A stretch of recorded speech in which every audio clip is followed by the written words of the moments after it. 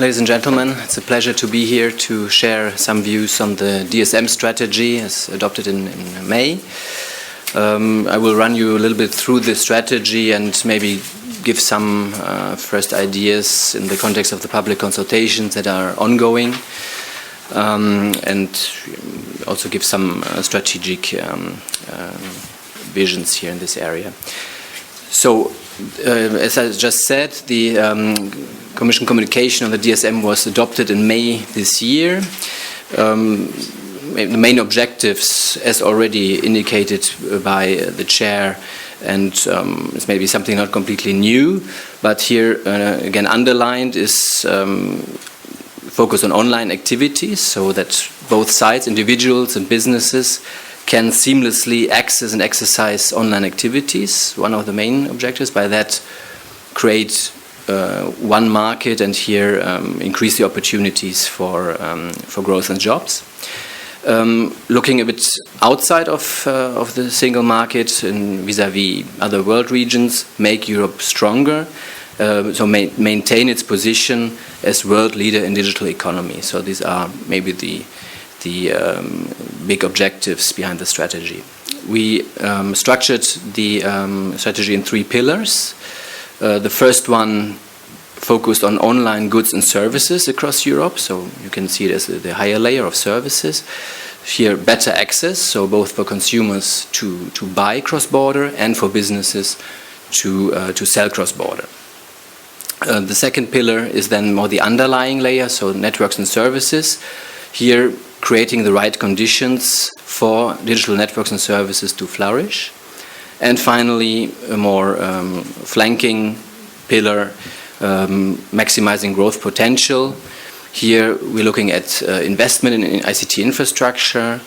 We're looking at R&D to boost competitiveness. We look at better public services and, as already mentioned for my previous speaker, a strong focus on skills.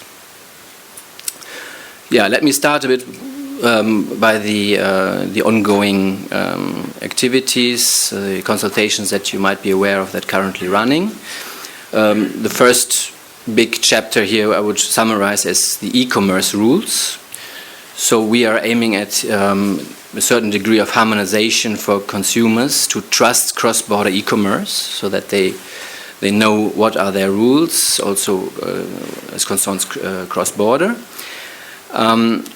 On the other side, looking at those who sell online, we are aiming at simplified and modern rules to encourage more businesses to sell across borders. So here, the idea is to harmonize as much as possible, but if there are limits to harmonization, then also make it easier for an online business to be able to sell cross-border, and here the so-called home option, so that there's not so many barriers or complex legal systems for the business to sell cross-border. One very important point, looking at e-commerce transactions that are actually not concluded, is parcel delivery, as we all experience here in Brussels. Here the issue is that prices for parcel delivery are way above cost in many cases. So here the first step reminds me a little bit on the roaming regulation. I've been working on the roaming regulation in my previous assignment. You have to first try to create transparency. So this is what is flagged in the communication, to already have an overview on the situation. And the next steps are left open. So there we will see how we then follow. One important symbolic, if I might call it, issue is also geo-blocking. You might have experienced as a citizen, as a consumer, if you want to access a shop. I think for you it's probably unthinkable in Brussels to go to a shop and then someone says, okay, you don't have your place of residence here, please go to Aachen. Then in this shop you can buy the product. So this is still a fact in many cases in the online world. So here, of course, we think this is an important issue. This is also confirmed by many complaints that we receive actually by citizens that of course, don't understand why they are redirected, why they can't access to the e-commerce service on the website of their choice. So what Vice President Ansip announced when the strategy was announced, he really wants to make clear that unjustified geo-blocking should be stopped. So unjustified in this context means if there are no specific legal obligations the provider of the service has to respect, geo-blocking shouldn't take place. Then let me move on, otherwise I won't stay in the 10 minutes. So the copyright is, of course, one important dossier that is currently being advanced. Here we flagged in the strategy access to digital content, legally purchased digital content. And here on the one hand we have the portability aspect, so that you can travel with your subscription, with your service when you move cross borders, and the issue of cross-border access if you want to access digital content from another member states. So here we make clear that we want to make the access possible as much as possible, but while respecting the value of the rights holders, of course. We also have to make sure that we make the copyright framework fit for big data. So here we have the text and data mining section where we have to look at. So the idea here is to modernize, to introduce exceptions so that researchers can use data and content for their research purposes, which is very important. Also, just mention innovation, that Europe can actually be leading in research and innovation. Another important barrier, I'm still on the e-commerce pillar, is VAT. We have since now a number of years the new rules of place of supply. That means VAT has to be paid as place of supply.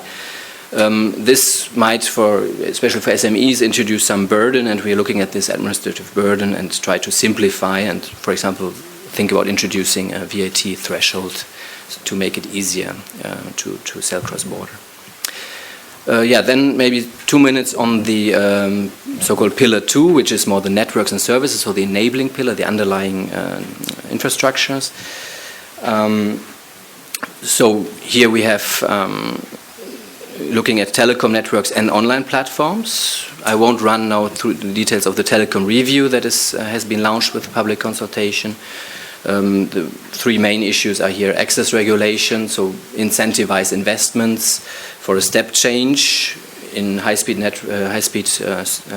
connectivity and to cover rural areas. One specific focus is set on radio spectrum assignment. Here we need more cooperation at European level, because here we have strong impact on market structures when spectrum is assigned. So for us it's clear that we need to have European coordination in this area. Also interesting topic is then the so-called level playing field for over-the-top providers. We have seen structural changes in networks and services from voice and SMS to data, new players in the ecosystem, like we all use probably messengers, WhatsApp or Skype.